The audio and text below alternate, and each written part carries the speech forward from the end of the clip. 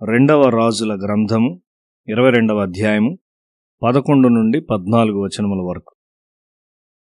8 సంవత్సరముల వయసులో సింహాసనమునకు వచ్చిన ఒక దైవభక్తి గల రాజును గూర్చి మనం ఇక్కడ చదువుచున్నాం.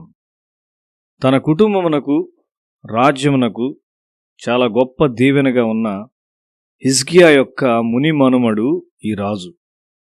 ప్రారంభము నుండి కూడా యోషియా దైవభయం గలవాడు.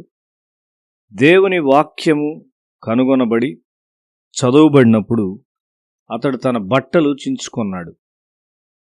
అది పశ్చాత్తాపమునకు గుర్తు. రాజు ప్రవక్త్రిని అయిన హుల్డా సహాయము తీసుకున్నాడు. ఒక ప్రార్థనా పర్రాలు మరియు ఉజ్జీవింపబడిన వ్యక్తి యొక్క సహాయమును కలిగి ఉండుట ఒక గొప్ప సహాయము. దేశంలోనికి ఎంతో విగ్రహారాధన వచ్చింది. విగ్రహారాధన అనగా మనస్సాక్షి చనిపోవుట. మనస్సాక్షి చచ్చినవారు మాత్రమే కుల వ్యవస్థను సమర్థించగలరు. ధర్మశాస్త్ర గ్రంథము రాజు మరియు ప్రజల యొక్క మనస్సాక్షి మీద ప్రభావం కలిగి ఉన్నది. ప్రతి కుటుంబము దాని కొరకు దేవుని వాక్యమును తప్పక కనుగొనవలసి ఉన్నది. దేవుని వాక్యమునకు వ్యతిరేకమైన అనేకమైన ఆచారములు మన కుటుంబంలోనికి వచ్చాయి.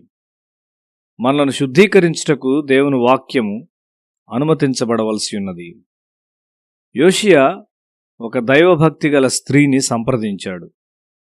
నిజమైన దేశ నాయకులెవరనగా ప్రజల మనస్సాక్షిని మేల్కొల్పువారు, కర్ణపిశాచి గలవారిని, సోద చెప్పువారిని, గృహదేవతలను, విగ్రహములను, యూదాదేశమందును యెరూషలేమునందును కనబడిన విగ్రహములన్నిటినీ యోషియా తీసివేసి యెహోవా మందిరమందు యాజకుడైన హిల్కియాకు దొరికిన గ్రంథమందు వ్రాసియున్న ధర్మశాస్త్ర విధులను సిద్ధపరచుటకై ప్రయత్నము చేసెను. ఈ విషయము 2వ రాజుల గ్రంథము 23వ అధ్యాయం 24వ వచనంలో మనం చూస్తున్నాం. నీ పొరుగువాని మరియు కుటుంబం యొక్క మనస్సాక్షిని నీవు మేల్కొల్పవలసి ఉన్నావు. ప్రజల యొక్క మనస్సాక్షిని రేకెత్తించు గ్రంథం యొద్దకు మరలా వెళ్ళుట నీవు చేయవలసి ఉన్నావు.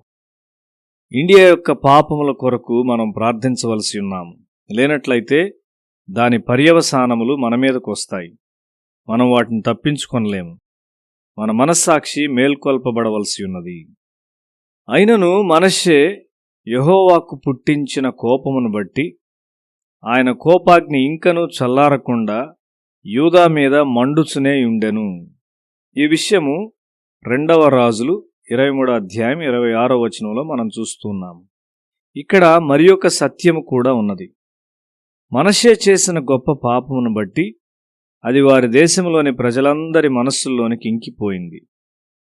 వారు నాకు విరోధముగా చేసిన తిరుగుబాటును, తమ దోషమును, తమ తండ్రుల దోషమును ఒప్పుకొని తాము నాకు విరోధముగా నడిచితమనియు నేను తమకు విరోధముగా నడిచితననియు తమ శత్రువుల దేశంలోనికి తమను రప్పించుతననియు ఒప్పుకొనిన ఎడల, అనగా లోబడని తమ హృదయములు లొంగి తాము చేసిన దోషమునకు ప్రతిదండనను అనుభవించుతమని ఒప్పుకొన్న ఎడల అని లేవికాండము 26వ అధ్యాయము 40-41 వచనాల్లో రాయబడి ఉన్నది. కాబట్టి మన తండ్రుల దోషముల కొరకు మనము పశ్చాత్తాపడవలసి ఉన్నాము. ఎందుకనగా మన ఎరుకలేని మనస్సులో అవి మనతో వచ్చును. సంఘ నాయకులు పాపములో ఉన్నట్లయితే నీవు ఎంత బోధించినను అక్కడ ఆత్మీయ జీవితం వృద్ధి చెందదు. నాయకులు పాపములో ఉంటూ నటించున్నట్లయితే సంఘమును ప్రభావితం చేసే పనిని విడిచి వెళుచున్నారు. దానికై వారు పశ్చాత్తాపడవలసి ఉన్నారు.